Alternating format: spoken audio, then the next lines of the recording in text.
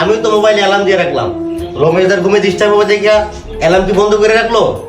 আমরা তো রাত্রিতে সেরি খাই, রমেশদা মনে হয় এটা পছন্দ করে না। তবে যাই কোষ, রান্নাটা কিন্তু আজকে অনেক টেস্ট হয়েছে। সেরিটা অনেক তৃপ্তি করে খাইলাম। মুন্না ভাই, আজানের তো 1 মিনিট আছে, নামাজটা পড়ে শুই। আচ্ছা ঠিক আছে, চল।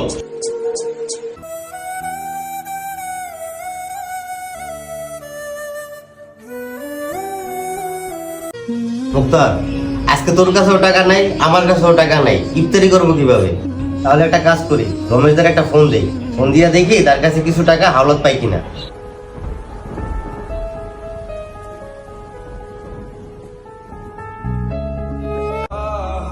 বুঝলাম না, হঠাৎ মুন্না আমার ফোন দিল কিসের জন্য? হ্যালো মুন্না। রমেশ দাদা, আপনি কোথায়? আসলে দাদা, আজকে তো অফিস বন্ধ, অফিসে যাই নাই। এখন ইফতারি করবো, ইফতারি